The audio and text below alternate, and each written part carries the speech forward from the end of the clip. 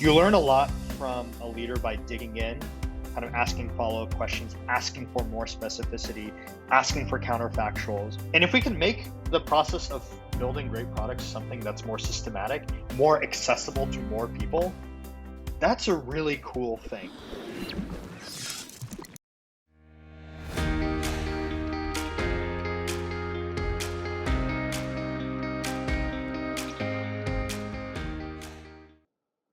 Alrighty, hello everyone, and welcome to the Deal Maker Show. So, obviously, very, very excited about the guest that we have today.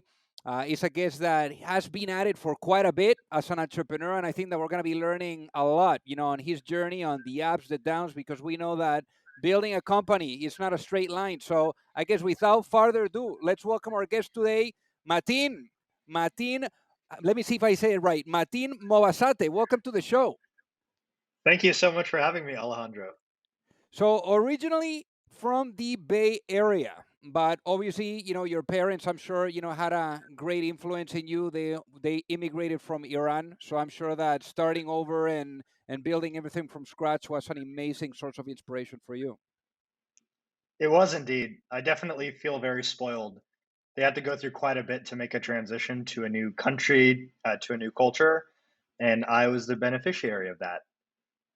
So I guess what did you get? I mean, do you think that maybe inspired that entrepreneurial bug from you, like to see them, working hard in really developing a life, for all of you, and then especially being in the Bay Area, which is kind of like this incredible ecosystem of innovation, no? It definitely is. Yeah, it's hard to not get the bug if you're in the Bay Area. My mom and dad actually are entrepreneurs themselves. They have a construction company, they build houses.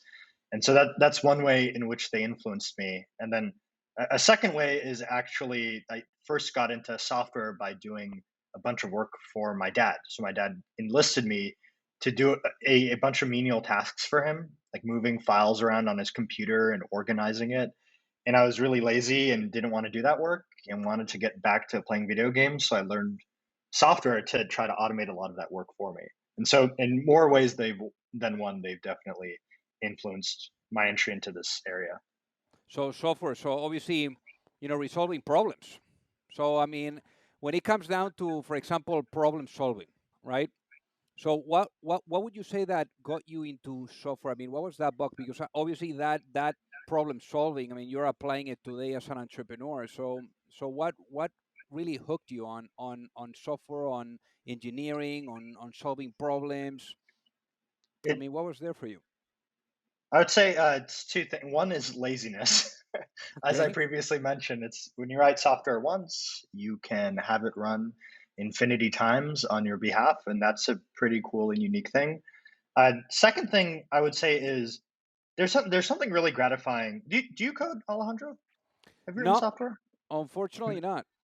It's it's what's interesting and unique about it is there's a really tight feedback loop. And I would say there are very few things as an entrepreneur that have a tight feedback loop, which is to say you make a change and you see the results of that change immediately. In software, you can do that, which is really, really cool, allows you to improve rapidly, and is just itself super gratifying. So I think those things got me interested early on. Got it. And then after this, you definitely did the route of going to Stanford, doing your degree there. I mean, you did computer science and economics. I mean, that's quite an interesting combination. It's it's interesting. Actually, I always enjoyed computer science, and it was funny. What made me want to explore economics, I think, was I took the computer science AP in high school and didn't do as well as I wanted to. And back then, I was a dumb high schooler, so I could only think in terms of grades as the primary proxy for what I should pursue and what my passions are, and so that made me flirt with economics for a bit, and then due to all of those factors I mentioned previously about just how gratifying it is to write software and learn about software and the change of pace within that field, I found myself back into computer science. And then, of course, I don't know if you noticed in my background, I had to make sure to enter a master's program so I could drop out as the ultimate badge of honor in Silicon Valley. And so that to me is the most important part of my educational background.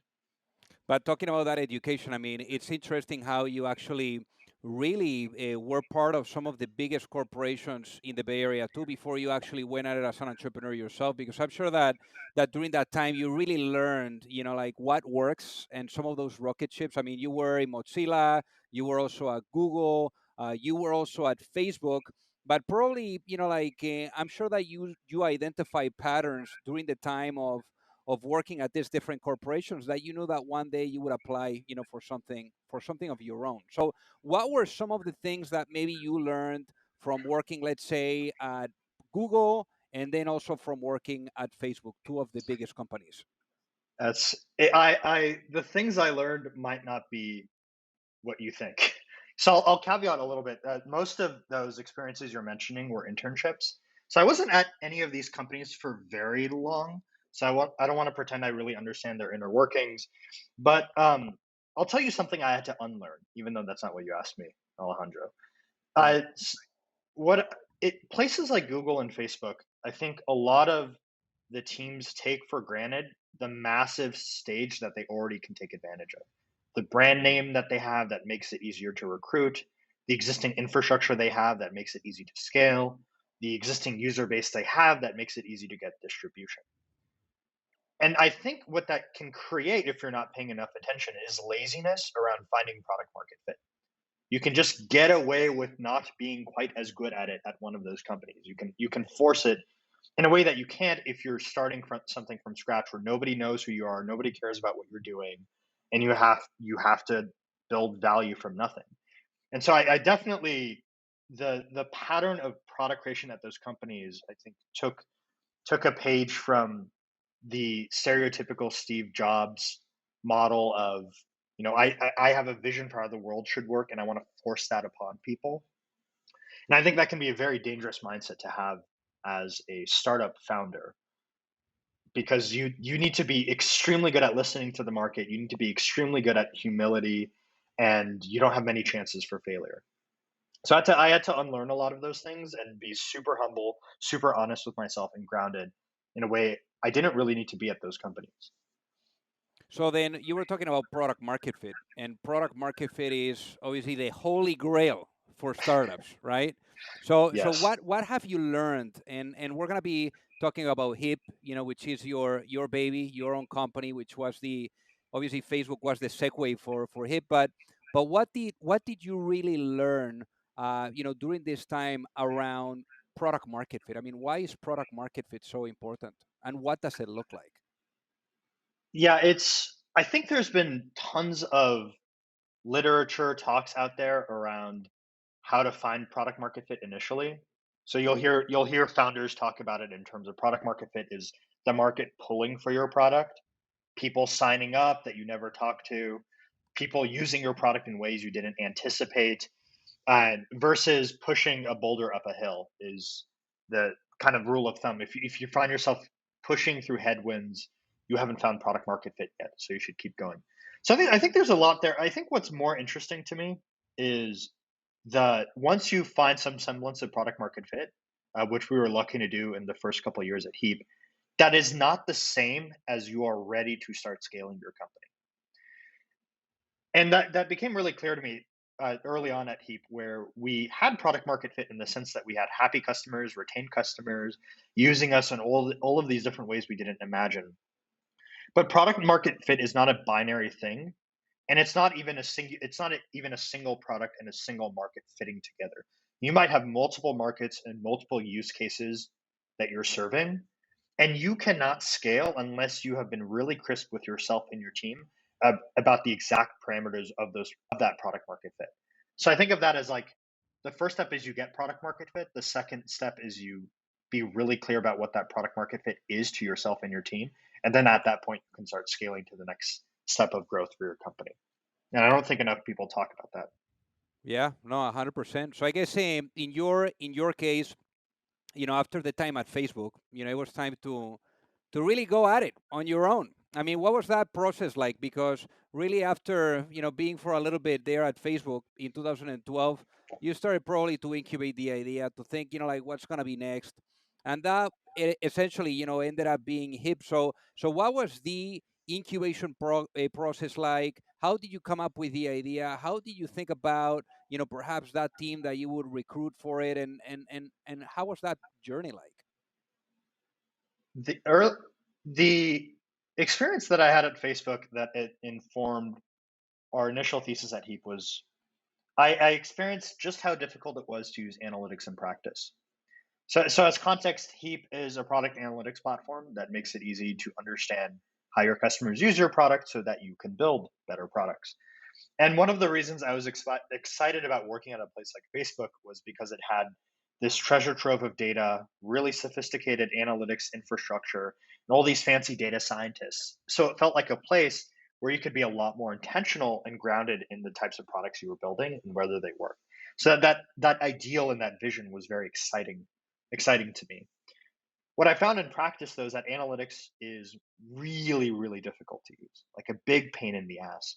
If you have very simple questions about your product, questions like how many of our users use this feature, what are the common flows they take after using this feature, those types of things required literally months of time and me needing to loop in three different people, an engineer to set up the instrumentation, a data analyst to make sense of the data once it's eventually collected in a single place. And if it takes 3 months to go from question to answer, guess what? You're not going to use data to answer questions as much anymore. And so the realization that we had with that experience was, well, holy shit! If it's this difficult to make good use of data at a place like Facebook, then what hope does the rest of the world have to use data effectively and to achieve this glorious data informed future that everybody hypes up? And so we decided to rethink analytics from the ground up pretty fundamentally when building Heap. And so it's in some ways I'm thankful to have experienced that pain, to recognize, okay, wow, if this is the state of the art, maybe there's a different way we can tackle this. So then, what were those early days like? I mean, those early days like when all of a sudden you're giving your notice in one of the biggest companies to work for, and you go. I'm sure that the conversation with your parents too was quite interesting, huh? Oh yes, it So, was. Yeah, that's actually a really good point. I left actually a month or so before the IPO, and I didn't wait for my 1 year cliff. I left within 9 months, and I didn't consult my parents on that decision because I knew if I consulted them, they'd try to talk me out of doing it, and to stay a few more months in a role that I just fundamentally wasn't excited about. So I did not consult them. I decided to leave, and then when I did, I let them know I left Facebook, and they were confused. But at the end of the day, my parents have put a lot of trust in me, to make the right decisions, and so they didn't. They were confused, they were surprised, but they ultimately weren't doubtful. In terms of the early days of Heap, it's interesting, Alejandro. Do you know the notion of memory time? The idea of, like, you think when you recollect on things, it's the number of memories that you have that dictates how long it feels in your head. Um, and it's interesting. It's the Most of my memories of Heap are very backweighted in the sense that the bigger I have more memories from hiring people, growing the company when we were 50 people, 100 people, 200 people, than when it was just me and my co-founder in my parents' basement in really cliche stereo Silicon Valley fashion. And so there weren't a lot of memories, but from the early days. But that's because we were just cruising. We were in flow for those first couple of years because we had such crystal clarity on what we needed to do, which was to get those initial customers and make sure that they were happy and that we were solving their problems. And boy, in retrospect, it's so hard as a company scales to have that type of clarity of focus and that type of alignment. And it was a lot of just me and my co-founder sitting in the basement, emailing customers, calling up customers, writing code. It felt so smooth and so swift in a way that so few other parts of the company did. So I don't have many distinct memories from the early days, but I think that's because it was so straightforward and so fast paced in a way that later stages of the company just fundamentally cannot be. got it. So then, what ended up being the business model of Hip, so that the people listening and also watching, can really understand what it is? How do you guys make money? How do we make money? It's pretty traditional SaaS a sales-driven revenue model. And so we have a few different pricing tiers. We have a free tier that thousands of people use today, and they can use for free forever. And that's typically well suited for small teams, startups, individual projects, individual developers. And then once you start getting to a certain scale in terms of team size and traffic, then we'll work with you to figure out a package and a contract that makes sense for you. And that's the bulk of how we make revenue is you work with our sales team to figure out something that works for you and something that works for us. So in this case, for you guys, I know that it was very technical and really getting it right on the technical side, it was quite a beast. In fact, you even received calls at 2 a.m. with stuff that was breaking down with users' accounts, and data, being deleted and things like that. So how do you deal with all of that stuff? I'm sure it was not easy stuff. Yeah, yeah, harrowing memories are flooding back to me. So you mentioned 2 a.m. It's funny. It wasn't 2 a.m. It was actually 5 a.m. because I would routinely be awake at 2 a.m. writing code. That actually would be less of an issue. Um, the so just as context, Heap's approach to analytics is quite unique in that rather than requiring you to have to manually specify upfront which events you want to track within your application, Heap will automatically collect all of that user behavior out of the box. So if you were to add Heap to dealmakers.com or to an application, we'll just automatically collect all of the user interactions like clicks, page views, vacuum all of that up, and then make it easy for you to make sense of that after the fact. So you can imagine all of the ways in which that is a pathologically difficult infrastructure problem. We're dealing with an order of magnitude more data volume than other solutions. We're still allowing you to do real time analysis on that. And the types of queries and analyses that we let our customers do are sophisticated analyses. It's not just simple counts, it's things like give me the users who have gone through this step in my sign up flow but haven't completed the second step and have signed up within the past 30 days. And so that stuff gets really tricky really fast. And so basically, the first big hurdle for the company was making the damn thing work at any reasonable scale. We had gotten some initial traction from other startups, other members of the YC batch we were in, but we knew that to really make money, we had to work with companies that had some scale. And making Heap work initially at that scale was highly non-trivial. In fact, I remember early on, I was trying to get advice on how to approach this problem from somebody who had worked on the Google Analytics team. And that person told us, you can't do this. This is unsolvable. This won't work. Give up now. And doubly so because my co-founder and I, we weren't analytics whizzes. We hadn't built that type of scale infrastructure before. So in many ways, we were trying to figure this stuff out on the fly. And so the early days, as you can imagine, was a lot of infrastructure snafus, shit breaking. And I remember I had a rare respite one Friday afternoon. We were working in Menlo Park at the time, and I was taking the evening off and hanging out with some of my friends in San Francisco. And I was watching a movie, and I know I was in the middle of a movie, and I noticed my co-founder was calling me on my phone, and I screened it. I dismissed the call because obviously you don't want to take a call in the middle of the movie. And I noticed he kept calling me like 3, 4, 5 times, and at some point I was like, okay, something's wrong. And then so I duck out of the theater, and then he says in a really grave voice, he's like, "Yeah, I don't see any data in our database anymore. It's all gone." And obviously I freak out, and I get in the car, and I race back, driving back into the Bay Area. And it was funny because on the way back, I was thinking through what the possible problem could have been. And I was going through all of the different parts of our code base, how we built things, how could this have possibly happened? And it was on the drive back as I was fuming and stressing out in the car ride that I was able to debug the issue. And then ultimately, when I came back into our janky headquarters, I was able to fix it. But that didn't fix it going forward, I should say. I wasn't able to reclaim the lost data. And what's even more funny, actually, this was we had just made our first hire the week prior, and that first hire was taking the weekend off to go hiking, so that he's now our CTO, but he didn't have any internet access at all.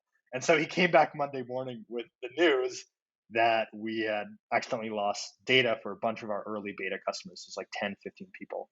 And this is cold a cold hard reality for him. Week 2 of his job at a startup, coming from Palantir, and I could tell he wasn't quite sure what he was getting himself into working with us at this startup. Wow. I mean, what a story. And obviously, it's been quite a journey. How much capital have you guys raised today? We've raised 95 million to date. And obviously, I mean, that's quite an amount, and it has been done in different tranches. So I understand as well that it has gotten a little bit easier, no, than the early days, perhaps. So how is that progression over time when it comes to raising capital, Martin? I mean, what does it look like? I mean, does it get easy when you go from early stage to growth stage? I wouldn't say it gets easier. It's different. So we raised our seed round in 2 million in 2013, and then most recently raised our $55 million Series C mid 2019, so about a year and a half ago. And what I've learned since then is fundraising is a skill. So I like to joke. I like to make myself feel better by saying that I'm pretty sure I'm a better fundraiser than Mark Zuckerberg, because he's built a far more successful company than I have. And when you don't need to be good at quote fundraising. VCs will come to you, they'll throw money at you. And so I didn't quite have that luxury. So I had to learn what good fundraising looks like in practice. And there are a few tips and tricks. And the most important thing that sometimes founders forget is that the easiest way to be good at fundraising is to have a good business. I think Yeah. we forget this sometimes. Have something that customers really want, and make sure that the business is doing well. And there are some pretty tried and true metrics that everybody looks at now. And those metrics aren't going well, you should focus on that before you try to raise money. So that's like rule number 0. The another thing that really helps, and I wish this weren't true, but in nothing gets an investor more excited than another investor being in a deal. And so, to whatever extent you can get that first check, that first commitment, that is the thing that unlocks deal flow and excitement from everybody else to make your round come together. So if you can get that first yes, you will get 10 more yeses. And I wish the world didn't work that way. I wish you could conduct fundraising in a way where every investor were in a room and they had to make their own independent decision. So the downside there is that it makes that first yes harder.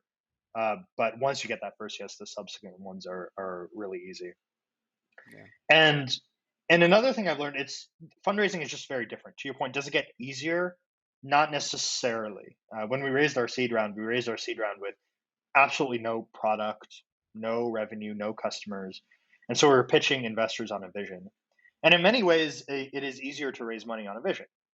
Visions are always great. You think about the upside, but once you start getting a product out there, getting real customers, then the narrative and the fundraise starts becoming about the numbers. And the numbers are never going to look as good or as compelling as your vision does. So the seed round in many ways was easy. You're just pitching a vision, and I felt like we had a very compelling, ambitious vision behind Heap. And then as you start getting more mature, I was actually quite surprised at how different the Series A fundraising process was. When I set out to do that, I was not prepared. I thought that investors would value vision and the founders, but at that point, we had traction, we had growth, and I didn't do enough to both focus the pitch on that, and if I'm being honest with myself, really as a CEO, orient my running of the business on those metrics that are so critical for you to go from Series A to Series B to Series C. I could go on for hours on this, Alejandro. Yeah, no, There I are hear lots you. of learning for fundraising, but But if there's one thing that I makes it like easy is build a good business. 100%. And I like what you were alluding to. I mean, you have amazing investors. I mean, you have NEA, you have Menlo Ventures too. So you were alluding to it like in terms of signaling. So when you have like you were alluding to it like getting that first check, but I'm sure that also is getting the first check from someone that they know, because typically when you have the round open, they're like, who else is investing? So how do you Right. typically how would you suggest that for the people that are listening and watching, how should they approach the signaling part to the market about their round? I don't think they should think about it that much. I don't actually think it's that important. The I think the most important thing is getting a check, getting the money so your company can get to next stage. Right. Like you have to not die. If you Yeah. are not dying, you're doing better than 95% of companies out there. And then the second thing is getting a partner that you really appreciate, that you trust, and that you feel can add to your company. I think I've definitely been guilty of this, is overweighting the firm name as opposed to the specific partner that you're working with. And that partner will not only be the person in your board meeting, not only the person that you're interfacing with, but the person who's your advocate internally at that firm who dictates whether you have follow on money, that dictates your internal presence at that company, how excited that firm is, and all those other partners are about you. So, weighting the partner. And then if you get those things right, I think the signaling is a really distant factor. And if you have those things, you have a partner who's willing to go to bat for you. That those are the things that make a round come together and ultimately make your company get to the next step of growth. Got it. And how many employees do you guys have today at Heap? We have 200 employees distributed around the world. We're looking to get to 300 employees by the end of this year. Very cool. I mean, I'm sure that, for you as well, building the leadership team, was also full of lessons learned, and I'm sure it was a new thing for you. So what were some of those, things that were like wow factors for you to really get, and things that maybe, you can share with the audience, that are going to have to eventually, also grow in parallel with their business and really think about how they're placing the right people on the right seats of the bus. That's a really good question. If I look back on our growth since it was just me and my co-founder in a basement, I think the single biggest mistake I made, and the thing that I would approach differently, is how I built a leadership team. I underweighted a few things. One, the degree to which that was my job as a CEO now is to assemble and align an exceptional leadership team. Once you get to some scale, maybe it's 20, 30, 40 people, it's no longer the founders who are the core decision making unit of the company, it is the leadership team. So I underestimated the degree to which that shift needed to happen and how quickly. And as with many product focused founders, I spent too much time in the weeds, spent too long in the product rather than figuring out how to scale out decision making within the company. So I underestimated that degree of change, how quickly that change needed to happen, and I didn't fully internalize what it means to build a leadership team and what it means to be a good executive. Initially, I what when I thought about a good executive, when I thought about a good leader, I thought about someone that I and my co-founder could work well with. And that's an important ingredient for that executive to succeed at your company, but it is far from the only requirement for them to be successful. I think a leadership team is really about building a team. Like you're not just assembling a bunch of Power Rangers, you're trying to build a Megazord. And so you have to think about the strengths and weaknesses and how different members of those leadership team complement each other rather than just getting a bunch of great individuals. And there's a difference between somebody who does good work and somebody who enables their team and the rest of the organization to do good work. And it's since hiring and being around some really amazing executives at Heap that I've come to see just how much of a step function difference change that makes for the company when you hire a leader who is a multiplier rather than someone who just does great work themselves. Because if you're hiring a leader who does great work themselves, you're not actually leveraging your company. That isn't the thing that takes you to that next level. So I that's one of those things I did not intern. In short, I should have obsessed about building a best leadership team way earlier and internalize that as my job number one as a CEO earlier in the life cycle of the company. And when you're recruiting, I mean, those members of the leadership team, I mean, they're critical roles. I mean, especially at the beginning, they can make it or break it for the business. So during that recruiting, during that dating phase, because I think it's like a mutual thing. You need to convince them; they need to be convinced as well that it's the right thing for them. I mean, what are some of the like if you had to like pick like two questions, what are like the two biggest questions that you would typically ask them? that you really want to pay close attention to what kind of answer they give you to really understand if they're going to work or not? If I can just reduce it to, I think there are two questions I go to, but I'll preface this with a lot of how I learn about an executive is through deep dive and random access to their brain, as opposed to like one question, one answer. You learn a lot from a leader by digging in, kind of asking follow up questions, asking for more specificity, asking for counterfactuals. And that gives you a sense of really how they think. Because I think executives are especially good at bullshitting you. And so Yeah. you have to be good in the Q&A to really follow up, really dig deep and get specificity when they say, I've done X, or I achieved Y, or I've overcome this hurdle. So with that caveat in mind, I'll rather than a question, I think of it as trains of discussion. And one area that I really try to discuss with them is their learning as a leader. What were mistakes they made? What could they have done better? And if they were to do it all again, what would they do differently? And that reveals so much about a leader. It reveals the degree of growth mindset they have. It reveals the degree of ego that they have. How self-aware are they about what they've done well and what they've done poorly? And a lot of what you don't want an executive who just does stuff for you and builds a team. You want an executive who can grow with the company. So I find that line of questioning really helps me understand the degree of growth mindset that they have. And then the second line of questioning is around how they hire people. How many people have they hired? How did they evolve their hiring processes as their team scaled? What is their notion of what a good hire looks like? Tell me about times you have closed a great candidate or failed to close a great candidate. Tell me about people you've hired that you think could take your role. And what you're looking for there is somebody who can recruit well and can recruit people better than themselves. At the end of the day, that if an executive cannot recruit, cannot hire exceptional talent, they're not going to succeed, no matter how great they might be at managing a team or working with everybody else. They need to recruit exceptional people. Very cool. So, I mean, obviously now at this point, over 200 employees, close to 100 million in capital raised. I mean, you've been at it now for a while. I mean, we're talking since 2013, like really behind the trenches, in on the fight, on the daily fight. And I think that if you had the opportunity, let's say you go to sleep tonight and tremendous news, you wake up 5 years later, and you wake up in a world where the mission of Heap is fully realized. What does that world look like? I don't know if we'll realize that mission in 5 years, but the the vision for Heap is to turn product management into more of a science. And today, the notion of building a great product is very much an art.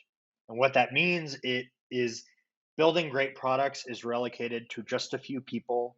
It depends way too much on a stroke of blind luck or catching lightning in the bottle.